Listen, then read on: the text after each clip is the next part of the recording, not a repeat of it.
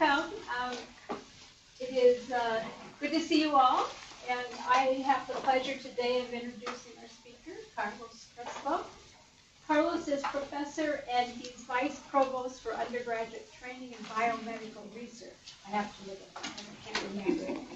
At OHSU-PSU School of Public Health. He graduated from the Inter-American University of Puerto Rico, and he has an MS in sports health from Texas Tech University, and a DrPH in preventive care from Loma Linda University.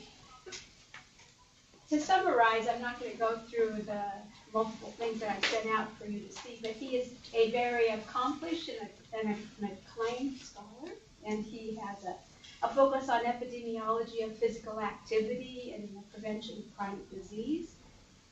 He has numerous publications, been recipient of many research grants, and also received many different honors and awards from organizations. That's the overarching summary. If you want more details, go online and see.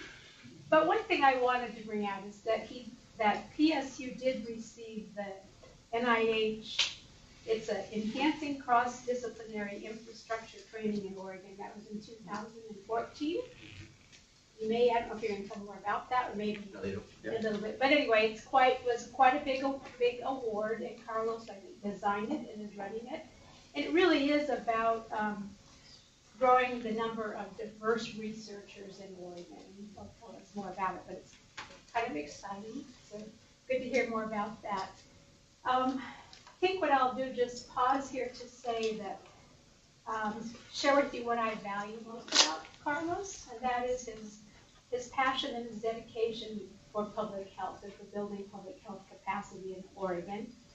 And I also appreciate his collegiality and his friendship over, I dare say, the last decade. Or more, decade plus. And that clearly that has been important because we have gone through many stormy times, turbulent times, and we kind of came out on the other end, right? Yeah, transitions, yeah. So anyway, with that introduction, I'd like you to join me in welcoming Carlos. Thank you. Good afternoon. It's my pleasure to be here and share with you some of the things that we've been doing. And by the way, a lot of that stuff I'm totally overrated, so you have to take that with a grain of salt. So this presentation emerges from a talk that I had to give at NIH in October on looking at, other than the clinical settings, what things have an impact on diabetes. And at that time, my role was to talk about the built environment. I'm not exactly an expert on diabetes, but we were looking at what is the impact of the built environment on diabetes.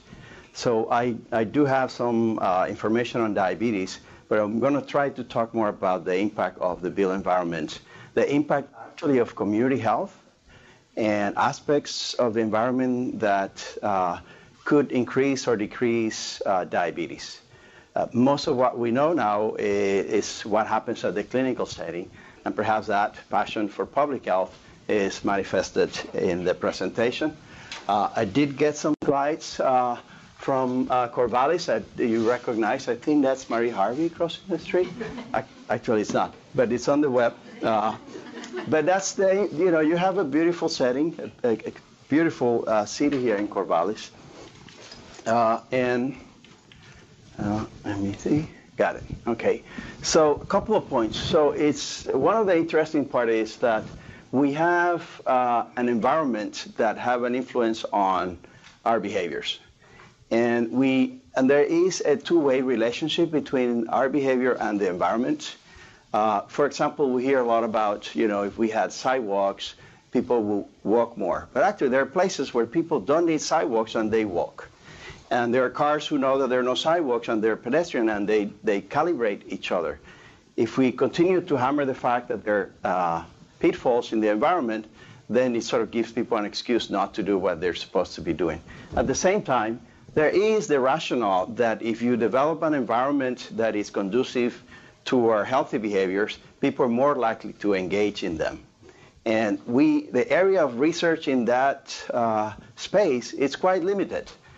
We have some new data coming out, but methodologically it's a big challenge. Part of that is we can't randomize people into living in rich neighborhood and poor neighborhoods. We can randomize people into being rich or poor. Can you be a rich person who lives in a poor neighborhood? That happens actually, and very rarely the other way around. Very rarely you have poor people living in rich neighborhoods. So that creates a problem because the outcome here, again, is going to be diabetes. The exposure is the environment. But first, a word from our sponsors. Like you heard, we are one of the build sites at Building University Infrastructure Leading to Diversity. And it's an initiative from NIH to actually increase the diversity of the biomedical workforce. We responded to this initiative with what we call enhancing cross-disciplinary infrastructure and training at Oregon. It's a little corny, I know, but it means éxito. And éxito does not mean exit. It could be. It depends how you want to frame it. If it means that you exit the university with a degree, then that's success, which is the word in Spanish for success. It's éxito, but it stands for enhancing cross-disciplinary. This is our second cohort of students. Every year we have about the same number of students. They come from different backgrounds. We have students who are from Oregon. We have students who are across the street from Portland in Vancouver. We have students who are from Alaska. We have students from Hawaii. We have students from American Samoa, Northern Mariana, University of Guam, what I call the other Americans, but they, just like you and I, they are part of the U.S. And they train, and we recruit them basically when they're in their freshman year. And then they get some training in the sophomore year. And their junior or senior year, they actually work with a research mentor. And it's quite diverse group of students. Right now, we have some students that are both. They might be in foster care system, but also different race ethnic groups. But a quick picture of the profile of our current students.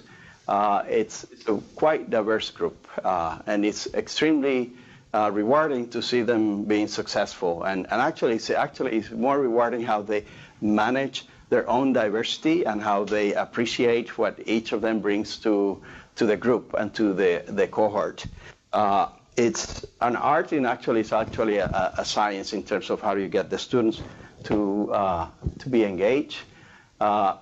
It builds on activities that Portland State was engaged, especially working with the OHSU, having a School of Public Health with OHSU, having a building, the Collaborative Life Science Building, which collocates Oregon State, OHSU, and PSU.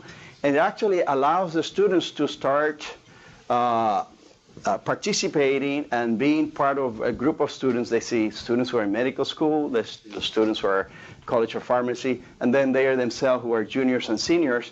And they realize they can actually go and touch somebody and says, wow, this person is a human like me. And they see that, all these medical students are not perfect. They have their own flaws, and they can see themselves at some point becoming a medical doctor or a researcher. So it's been great from that perspective, and it helped us in terms of recruitment.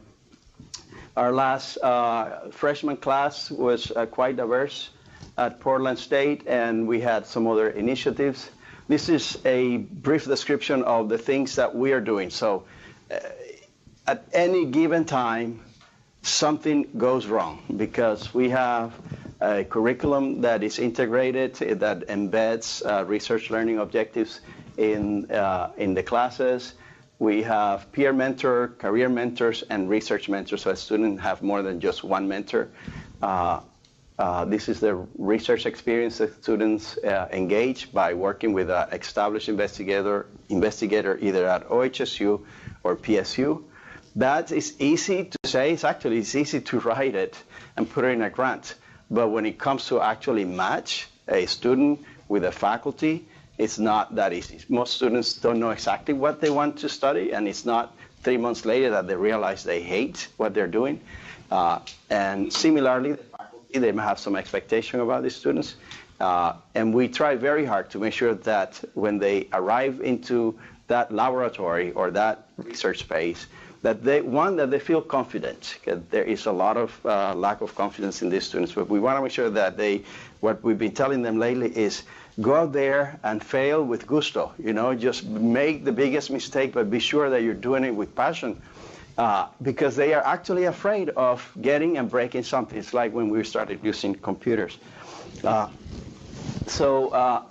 then we have mentoring training, because again, the mentors, they're not born learned. We have some space for the students to come. We just funded about 10 pilot projects, about $50,000 each. So we did that twice, more than $1 million pilot projects for faculty. The key part of the pilot project is they had to involve a student. And there was a mentoring section in the grant that actually was scored. So you could have the best grant, and I was telling the faculty, I want you to be successful, but in reality, I really don't care about your research. What I care is that you involve my students in your research, and then they come out with an actual experience of submitting a grant, collecting the data, and presenting it. So these are the pilot projects. And we have a site visit Monday and Tuesday, so I've been working on that the last week. So that's about Build Éxito. Most of you know that I'm married and I have kids. But one day my daughter was asking me about what do we do in public health, and we get proposed about, we study the distribution of disease and the relative risk and the incidence and stuff, and I could see I was losing her. And then I mentioned the fact that, remember when you used to have vending machine at school and all of a sudden they disappear? Say, oh yeah, that happens. Well, that's public health. I was rather disappointed. That's what Dad does. I was not invited again for a career day. But again, this is part of what we do in public health, which is how do we modify the environment so the healthy choice is the easy choice. The built environment actually falls in that space too. And there's some definitions of built environment.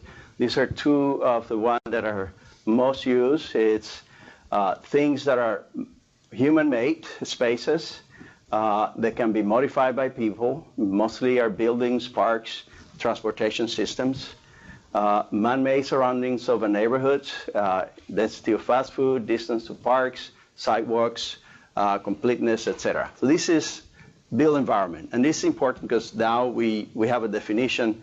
We use the word built environment. Actually, we use the word social environment and built environment in combination. And then on the other side of diabetes, in 1980, we had about 108 million people globally who had diabetes. In 2014, it actually quadrupled to 422. Clearly, we are not having an impact from either clinically or public health in terms of reducing diabetes. It's a huge challenge because it does have its morbidity, but it costs money. It does have other impacts on blindness, on kidney failure, heart attacks, strokes, amputations, and that's not good. That's not good for business. It's not good for the economy. It's not good for expenditures, healthcare expenditures. So we need to do something about it. It's a huge. It's responsible for many causes of death. Right now in the U.S., it's in the top 10. And in some states, actually, it's the third leading cause of death. And I'm referring to Puerto Rico, that diabetes is actually the third leading cause of death. This is our solution to diabetes, right? Maintain a healthy body weight, exercise, healthy diet, whatever that means, avoiding sugar, saturated fat intake, avoid tobacco use. So actually, if you think about screening tools, right, and if you, by mistake, tell somebody that they have diabetes and actually they don't, the worst thing that can happen is that they exercise, they eat well, they don't smoke, and maintain a healthy weight. So, if you, for whatever reason, you use the wrong screening tool and you tell somebody diabetic, you're not doing that much harm. So the other concept that we were told to present is to use the socio-ecological model. So I started to think about how the socio-ecological model might have an impact on diabetes. So one of them is, and I just basically stratified here by different levels of exposure to the individual. And we'll start by the national level. It's where policies happens, like funding to different agencies, maybe Department of Transportation, NIH, Department of Education, USDA, etc. They're not thinking about diabetes when these things are being allocated. And the WHO has an interesting concept about health in all policies. But they're not thinking about diabetes when funding is being divided at this level. Most of the time when we're thinking about diabetes, it's about clinical settings to provide care for people who are already diabetic. The state then start breaking the budget into multiple pieces. Most of it goes to education, but there are some ways that the state can actually have an impact on the environment that could impact diabetes, such as having physical education in the school setting, creating infrastructures that promote healthy lifestyle. And here's the community, and this is where I think we're going to spend more time in the next several minutes. It's what are the unique characteristics of the social and environment that might have an impact on diabetes? And that could be location of the schools, bike lanes, parks, enforcing laws that protect and promote health, coalitions that promote a culture of health in your neighborhood. At the family settings, which is probably our closest influencer of behavior, we talk about reinforcing behaviors that take advantage of the environment. Lastly, what happens to the individual, they have more knowledge, beliefs, and self-efficacy that they can adopt some of these healthy lifestyles. So that's the socio-ecological model conceptually, how that might impact diabetes. So if we look back then, this is the premise. This would be that there is a built environment, such as transportation, land use, neighborhood deprivation. Let me use this here. So if we look at this foundational part of the built environment, it has to do with how we actually allocate transportation in a way that promotes healthy behaviors and land use. Then comes environmental quality, making the healthy choice the easy choice. That has an impact on human behavior, such as eating healthier, exercising, sleeping, and less stress, which end up in reducing obesity and reducing physical inactivity, which end up reducing type 2 diabetes. That was my conceptual model. I'm not going to prove it, but I think it's a way for us to start conceptualizing how a built environment could end up reducing type 2 diabetes. On top of that, we have diabetes disparities. We do know that certain groups experience more diabetes than other groups. And the rationale that we have is that there are more complications in certain groups once they have diabetes. They actually are underutilize certain therapies, and some of this behavior actually cluster in certain communities. This is a poster by Eli Lilly, and it talks about what can we do to reduce disparities in diabetes. So these are what we know: financial barriers, there are personal barriers, healthcare system factors, and then some community level factors. So they mentioned that we need to work at the doctor's office, we need to work with the pharmacy, we need to work with the emergency room, and we need to have more clinical trials. This is the response, which if you look at it, there's very little that public health is being asked to do here. And this is actually one of the most expensive ways of treating any chronic disease. But our major health problems today, obesity, diabetes, violence, drug abuse, inequities, access, these are actually community health problems. These are not clinical problems. These are community health problems. But we want to solve them at the clinical setting. We want to solve them in the emergency room. And it's the only place where we have universal access to care, which is the emergency room. It's the most expensive and the least effective way to do it, which actually is a prompt for why is it that we need more public health approaches. The challenge that we have from the built environment is that we've been working with individual outcomes instead of working with population outcomes. And while we have many experiences of how the neighborhood context plays a role in diabetes, we haven't fully understood how that is actually applied. And if we knew that, I'm sure there's a lot of mayors, there's a lot of city administrators who would like to engage in those solutions because they are actually cost effective. There's a lot of money that is going into treating causes of diabetes. There's a lot of morbidity. There's a lot of people who are not able to be productive in their work because they have diabetes. You probably know this stuff, and I know I've been recorded, so I have data, and this is where it's coming from. The United States spends actually the most amount of money in healthcare. The second country that spends the most amount of money in healthcare, it's Norway.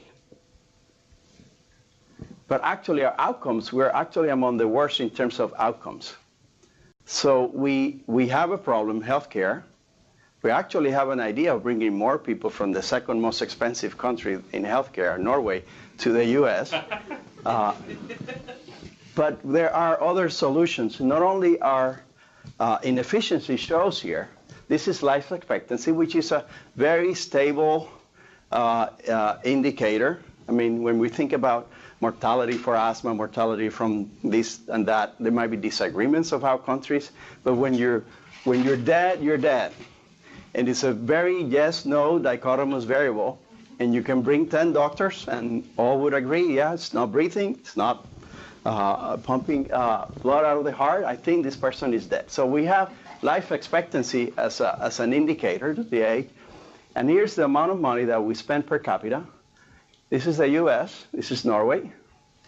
So we clearly are very ineffective how we spend our dollars. And that ends up resulting in life expectancy and quality of life. Actually, this is Cuba, who spends about 5% of what the US spends. And their life expectancy is actually higher than the US. That might change now that the relationship between the two countries might improve. I think there's I'm being recorded, I'll be careful. So here is the trend in diabetes and number of cases and the percent of people with diabetes in the US, both going up. So the denominator is going up, but actually the rates actually continues to be high. We also know that we had huge disparities in the prevalence of diabetes. This is data from NHANES. This is the percent of people who actually were undiagnosed with diabetes. There are a number of people who have diabetes, don't know they have it. And this is people who have been told they have diabetes. Usually you capture this number when you do the behavioral risk factor surveillance. It's a telephone survey, and they've been diagnosed, so they know. But every time you see that number, they are not capturing these other groups. So the true prevalence would be here. And actually, after the implementation of the Affordable Care Act, you would see that there was a reduction in the number of people that were undiagnosed for diabetes, and there was a concomitant increase in the number of people who actually knew they had diabetes. Diabetes is much higher among Hispanics and African Americans compared to whites. If you break the Latino in the subgroups, you will see that Mexican Americans and Puerto Ricans have the highest rate of diabetes, and Cuban Americans and Central Americans have the lowest. So when you see a number and you have a chance to break it into subgroups, you actually can see better the impact among subgroups. And this is among Hispanic. If you look at Asian and Pacific Islanders, usually you get one number, but this is a very heterogeneous group. That is, if you want to look what's happening, it's good to be able to look at the subgroups. Again, obesity, this is 1994, 2015. Things are getting worse. In every country in the world, the prevalence of obesity have gone up and up and up. There hasn't been a country that have been, at the very least, even level of the prevalence of obesity. And diabetes, it follows very closely with obesity. So this is what we know: regular checkups, exercise, healthy weight, eat well, manage stress, sleep well. Now, this is an interesting, that was for prevention of diabetes. This is once you have diabetes, in terms of control of people who have diabetes. Why don't you remember this, because in a minute it's going to come back. People who have diabetes, if you want to control diabetes, you want to be able to have availability of resources to meet your daily needs. It's a long word for basic needs: water, electricity, transportation, social support, community-based resources, access to education, economic stability, and job opportunity. These are day-to-day things. These are very critical for people who already have diabetes in order to control diabetes. Remember that.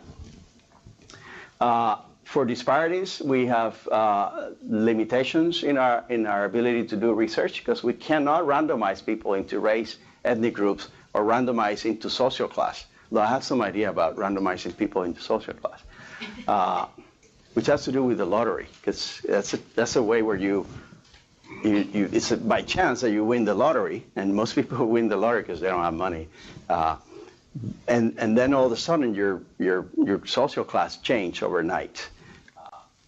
And my idea would be to follow these people, see where they switch, where they live, and if that environment actually has ultimately an impact on the chance of developing diabetes. Anyways, it's a crazy idea. Don't know if it might work. And actually, I did look that people's names are released once when they win the lottery. So it's there. It's just a matter of stalking them for 10 years. That's what epidemiologists do too. They call it something else, called follow-up.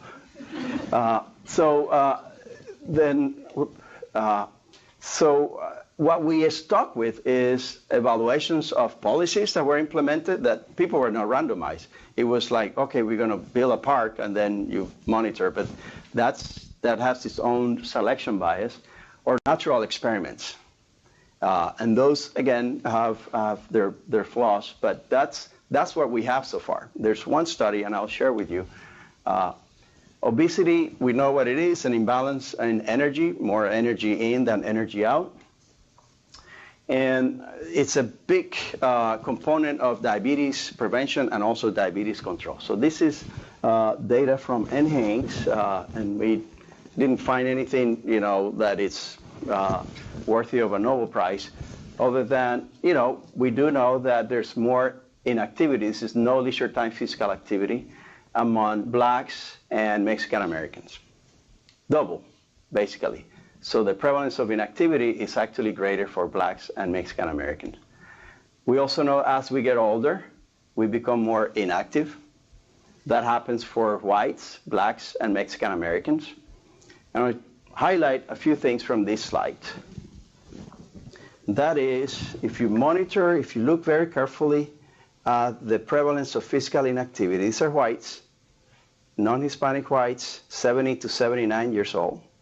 This prevalence is actually lower than the prevalence of physical inactivity among Mexican Americans, which tells you that inactivity is a highly prevalent behavior, even at very young age, among minority groups, especially Mexican Americans. This is among men. This is among women. Again, you see this prevalence of physical inactivity, over 40%, among 20 to 29-year-old Mexican American women. And that's higher than the prevalence of physical activity among 70 to 79-year-old whites. And you see similar patterns. Yes, as we get old, this is actually a good definition of a disparities. This is happening to a selective group of people, regardless of age. So my next step is, okay, maybe it's because they're from low socioeconomic status. So in this case, we're looking at the same three groups, but we're dividing them by educational achievement. In this case, there's always some noise in the middle, but if you look at the least educated, less than high school, and those who have 16 years of education or more, by the way, it doesn't mean that they graduated from college. We know that it takes more than 4 years to finish college. But if you look at this group, you see that the prevalence of inactivity is actually double than those that you see among whites. So it's not exactly education. In this group, you could say we're controlling for education. The prevalence of inactivity for blacks and Mexican Americans is 100% greater than those of whites. If you look at the lower socioeconomic strata, you see the same. These are men, these are women. So even when we look at educational subgroups, we see greater increases of inactivity when compared to whites. So maybe it's not education, maybe it's income. When we look at income, we see the same pattern. Those who are in the higher income strata, inactivity as Mexican American is actually 3 times greater than it is for whites. For African American, it's double. And that happens with low income, high income, at every income group, at every indicator of socioeconomic class, we see a disparities. We see more inactivity among minority groups. This is an interest pattern, which is it goes down, and then goes up. And one potential explanation is that to be able to be at this high income, you actually have to work more hours. This is leisure time, physical activity, so you have less leisure time. This is among women, and this is actually happening in all groups. It goes down, and then in the highest income group, it goes up, and it might be an issue of how much time you have for leisure time to be active. But at every group, we see the same patterns. An argument about this could be that these groups actually engage in more manual labor. And if that's the case, then we actually divided the groups between white collar professionals. This is using the occupational codes in the census. So they are numbered. I guess the president on the side is number 1, member of Congress number 2, and it goes, and doctors are 5, etc. And you can have a cutoff and clearly distinguish between white collar professionals, white collar others, blue collar workers, retired, and homemakers.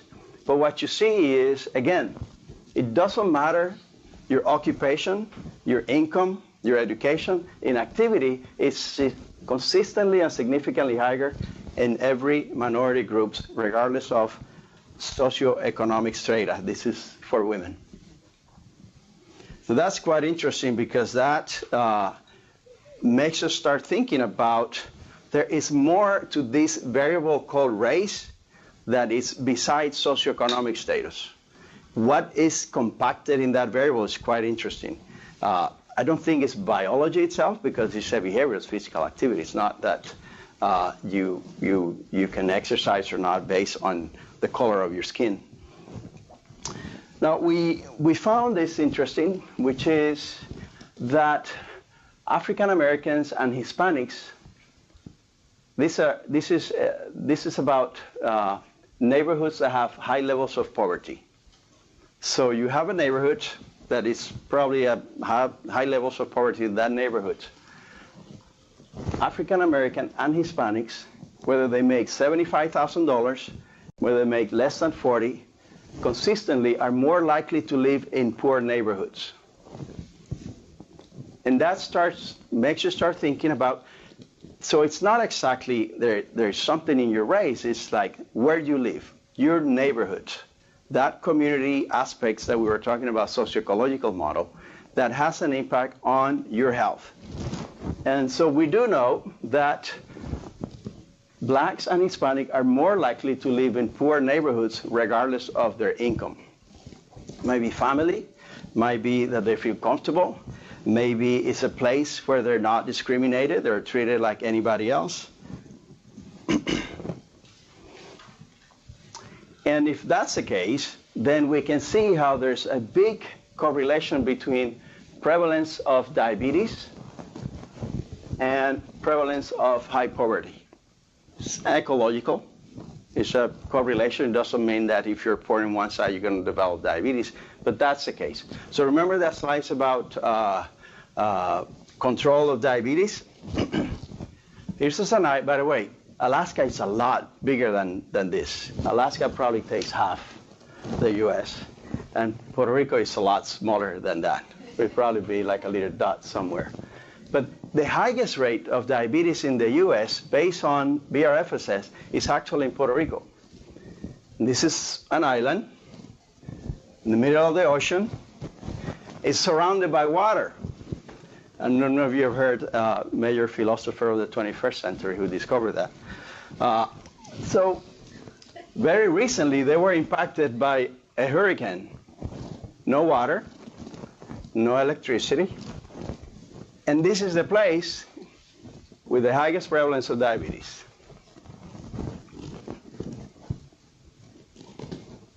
If we look at the prevalence of diabetes in the top 4 states, it has the highest.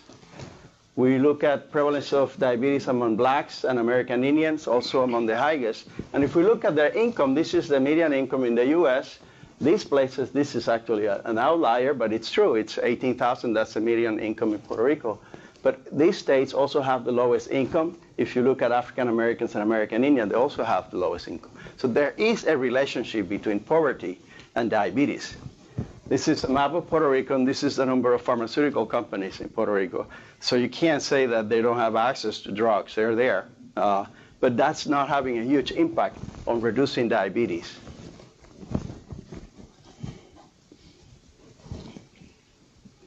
So we do have this variable, which is quite interesting that somebody thought about it.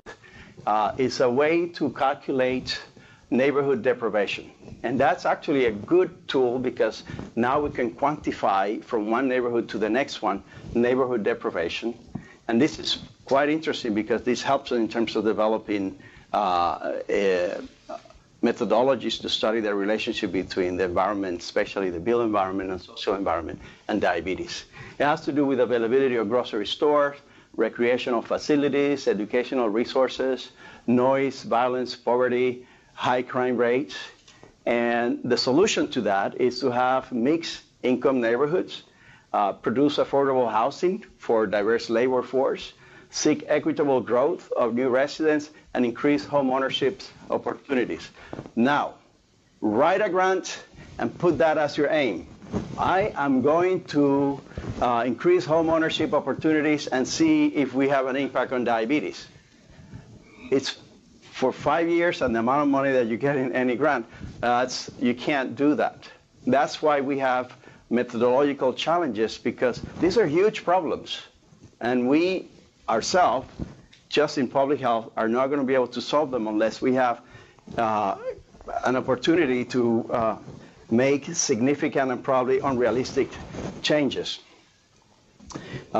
Here's a systemic review of community interventions and their impact on type 2 diabetes. There is a study that found that there's greater resources to support physical activity, and healthy diets do have an association with lower incidence of type 2 diabetes. If we modify the neighborhood environment, they may have population approaches to prevent type 2 diabetes, but we need more studies. A Cochrane review found that community-wide interventions to increase physical activity are very difficult to undertake and might not have a measurable impact on physical activity at the population level, and they didn't look at type 2 diabetes. Now, looking at the food environment, I want to make sure I have time for questions. So this is typical bodegas in minority neighborhoods. The Jackson Heart Study, they follow African Americans for several years. They look at neighborhood social cohesion, and they found that there was a lower incidence of type 2 diabetes. This is a longitudinal study. They also found that when you have higher density of unfavorable food stores, like these ones, it was associated with higher incidence of type 2 diabetes. And that, yes, neighborhood problems were associated with higher prevalence of type 2 diabetes. So these are data that is emerging, especially from longitudinal study. We conducted a study in Buffalo called Where's the Kale? And Edith Williams, she actually, there were two neighborhoods. Community B, predominantly African Americans. Community A, predominantly white. There was a street that divided Buffalo from Amherst.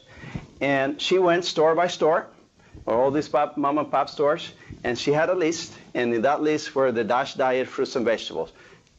And we wanted to keep it simple. We want to look at the quality of the fruits or vegetables. If they haven't, just check yes. If they don't, say no. And then broccoli, bananas, kale, et cetera, et cetera. And she went and counted. She went to every store. And then we analyzed the results. And in the community A, predominantly white, they actually have less stores. So they had a lot more fruits and vegetables in those 11 stores. Compared to community B, they have 36 stores, grocery stores, and they have significantly lower availability of fruits and vegetables. And when we look at actually fresh fruits and fresh vegetables, which is what we're trying to encourage people to eat, again, significantly lower, I mean, by a huge margin. These are examples of how a neighborhood that is deprived of good food have an impact on its members. The only one where we didn't see a significant difference were for canned fruits and canned vegetables, and if you think about canned products, those are high in what? Sodium. So another study looked at BRFSS data, and you can actually, you have the data, and if it's de-identified, you can look the industrial codes and calculate the presence of grocery stores, farmers market, fast food, full service, convenience stores, and superstores. But what was interesting in this study, they look at poverty, high poverty neighborhoods and low poverty neighborhoods, and then they look at the percent of minorities in that neighborhood, trying to separate race, ethnicity, social class from actually poverty in that neighborhood. We didn't find much. If you see, there's not a lot of association. There was some negative relationship with diabetes in having grocery stores. These are basically what we found with Where's the Kale, that if you have grocery store, we didn't study diabetes, but you have a higher chance of having a negative relationship with the prevalence of diabetes. But here's what we found. There was a positive relation. That means there's higher type 2 diabetes in neighborhoods that had convenience stores. I have no idea what this means, by the way. This is about full restaurants. It looks like it's protective. So the more restaurants in your neighborhood, the lower the prevalence of diabetes. Anybody who wants to study that would love to work with you on that. But this was quite interesting, that convenience stores are actually related to a positive relationship with diabetes, regardless of poverty level or percent of minority groups. No relationship amount, probably would say high SES neighborhood. So the food environment does have an influence on what we do, and this is a slide that looks at the number of monies that are spent in advertising food to children and teenagers. 1.8 billion. That's not the budget that the federal government spends, if they spend anything on promoting healthy eating.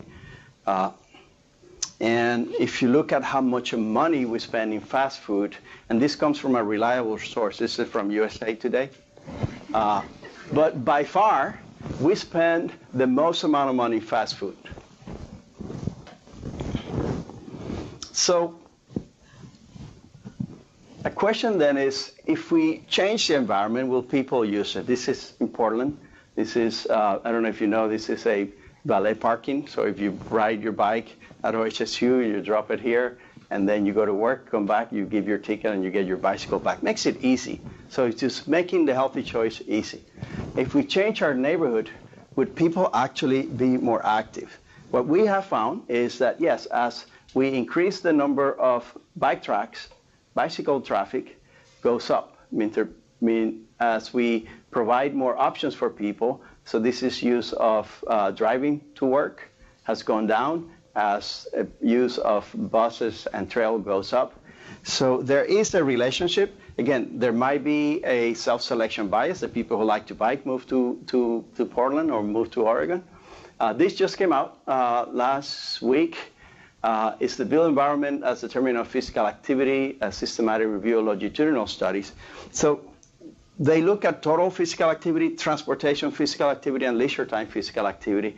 I think a consistent finding is that use of public transportation increases transportation physical activity. It sort of makes sense in terms leisure time physical activity is almost a voluntary behavior. You could go an entire year and not exercise. No one is going to notice. You will not know. Well, actually, you might notice.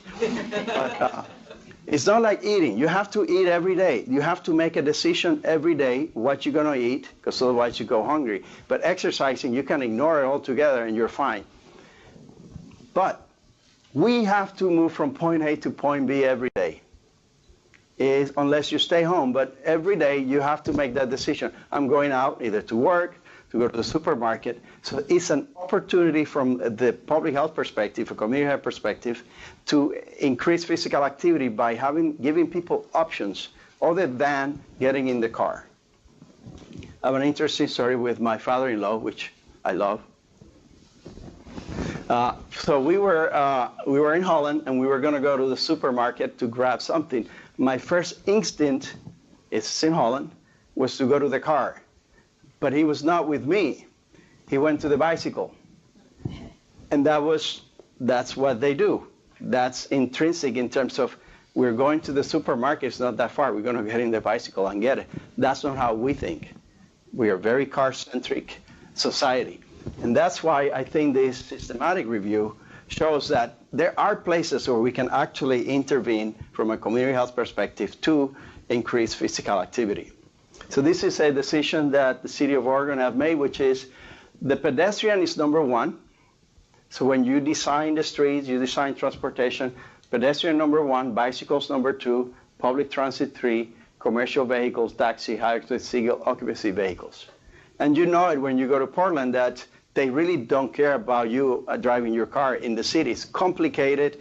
You'd rather park someplace and walk. If you bike, I give you the traffic lights are timed for you to go at 10 miles per hour. So you go in your car, you get all them green if you go at 10 miles per hour. That's the speed of a bicycle. Okay? But this is how we designed a place to make it easier for people then to engage in healthy behaviors. This is a review from the Active Living Research. They funded multiple studies, and these are a summary of many of the studies, which is sidewalks do promote physical activity. If you have bike facilities, you do have more people who bike or increase the number of bicycle miles traveled. If you have traffic calming architectural things, then there's a reduction in the number of crashes.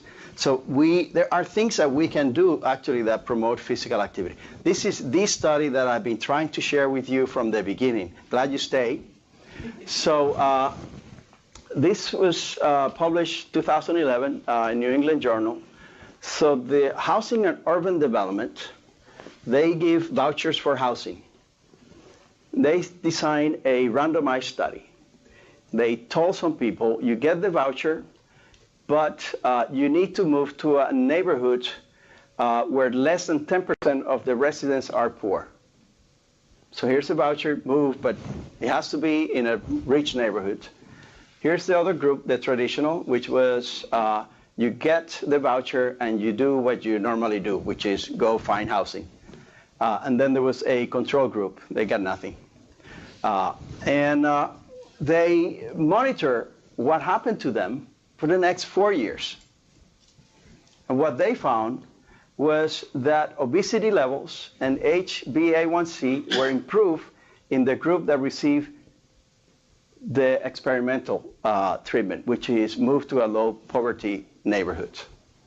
These are a way for us to then be able to separate what is the impact of the neighborhood on actually type 2 diabetes. Other than that, we don't have a lot of evidence that modifying the built environment or social environment have an impact on diabetes. We can do better now. We have metrics. If you talk to planners, they can tell you these are things that we measure, and we have them on neighborhoods. We have our own biomarkers. So we need to now start thinking about how can we either design studies that are modifying these things at any given time, because cities are constantly moving and there's gentrification and there's things here and there, and bike lanes and parks and food outlets, and we have biomarkers. And we can start looking at this relationship in a more systematic way. This came out last May. This is from the American Planning Association. They have metrics for active living. They have metrics for food systems, environmental exposure. So we just need to get out of our shell of just working with just public health people and start talking different languages. I do recall working with a planner, and we were talking about MPH. We know what that means, right? Miles per hour. That's what it means for a planner, miles per hour. It took us like 45 minutes into the conversation when we realized that we were not connecting. But it's good, because and I think our students need to start working with other students from other disciplines. So, because at the end of the day, when you graduate, you're going to be working with somebody from different disciplines. We do, and I think I talked about these methodological limitations. And in summary, we just have a disconnect. We're going in one direction, and the built environment is going in a different direction, and we just have to sort of come together. I'll stop here because I don't want to bore you too much. And any questions?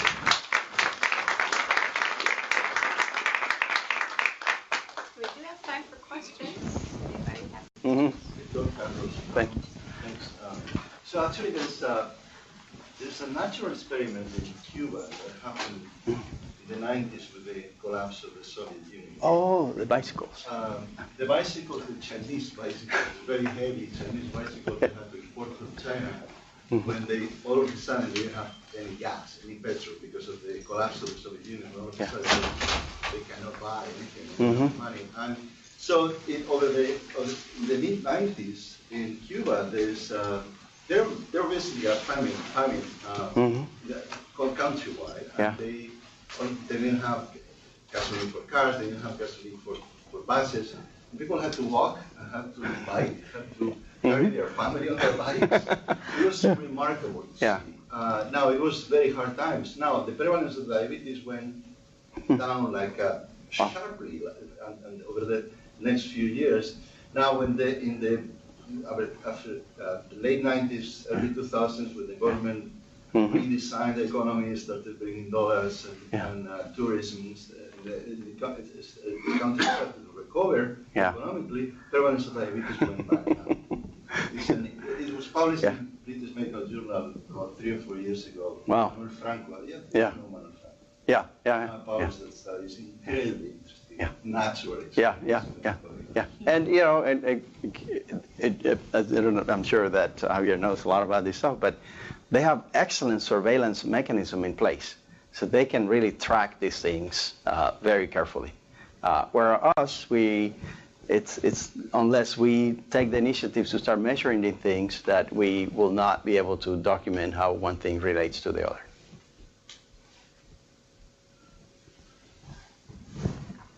Yeah. Thanks. That was really interesting. I was just wondering, how much do you think we need to link the built environment to health outcomes versus what we've sort of done now is document these differences in drivers that we know should impact physical activity and healthy eating? Because it seems like a lot of change is happening now, and there really isn't that much hard evidence linking it to outcomes. So whenever there is a huge construction project funded by the federal government, even by the states, every project has to come with an environmental impact assessment. You cannot put a bridge without you giving guarantees that the frogs are not going to have 5 legs and the river is going to be contaminated. But there is no requirement that you do a health impact assessment. It's actually optional. It's there. And one way, from a policy perspective, is that every construction project will have a health impact assessment. This is probably not the time to bring it up because that delays the project. It's more regulations. It's the tax killing job. But that's a way, which is actually what WHO says, health in all policies. What's the impact in health of anything that you are going to do? That would be one way. It's a relatively young science because there are people who do health impact assessment. And from what I perceive, it's that we don't have and I have to be careful how I say it, because it's not that I don't think it's rigorous enough, but it is a mechanism that has a lot of input from multiple places, and that might take a long time. And if you work with community, what you're going to find is that it's a very, they're not used to working together, and when they come, they bring their own differences. And then if you want to move forward and you want to work with the community, you're going to end up working with very few common denominators that they're going to be able to participate. Yeah. So I have a question about, you brought up your work with students and advancing the students, their experiences. I wonder, and then you also talked about public health working across different sectors, yes, not just sitting in our little public health silo. So are you doing work with those students to give them those sort of cross-cutting experiences in their traineeships? Excellent. So the students are supposed to major in a biomedical disciplines. And we define biomedical just like NIH does, biomedical, behavioral, social, clinical, bioengineering. We have a list of majors that makes them eligible. So we have students from anthropology, we have students from community development, which is actually urban planners. It's in the School of Urban Studies. We have social workers, and then the traditional biology, chemistry, and public health. So that's what they come to study, and they work with their research mentors. Then once a week, we have a research enrichment session. So every Friday, I hate this stuff, but every Friday we come and we meet, and all the students come, and they bring what they were coming from. So they know that Johnny was working with autism research, but Maria was working with Alzheimer's biomarkers. And they sort of share, and we have activities. We've split them between sophomore, juniors, and senior. We used to have them all together. We're learning, by the way, through this process. We used to have them all together. It's later, not a lot of cohesion in the group, but when you have them by cohort, they're able to learn what each other is doing. There's a summer immersion program, which is between their junior and senior year. And at the end of the summer, they present a poster.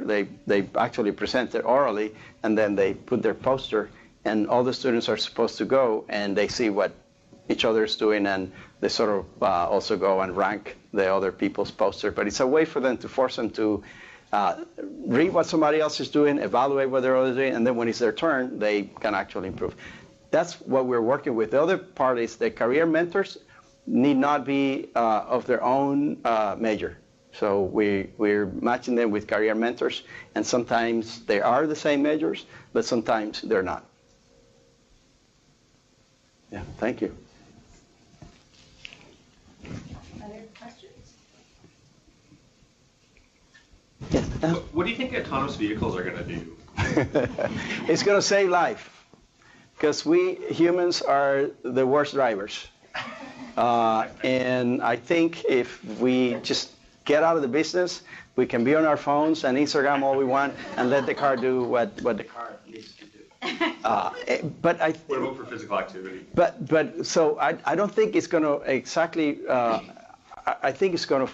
I don't say force. You're going to have public transportation, who might be more autonomous and safer, because and I think people might be more inclined to use public transportation, knowing that there's an infrastructure that is relatively safe and it's going to take them from point to point. We have more public transportation. One example is, when the light turns green, the first car goes, then the second, then the third, then the fourth. When it's autonomous, all 5 cars go at the same time. So it's going to speed things up in a safe way. And if I'm thinking, 10, 15 years from now, if we start absorbing, but adopting those things in the public transportation system, people will see the value and might leave their cars at home more. There's also a science between parking and physical activity. Cities that actually make parking really expensive just forces people to not drive and then use public transportation.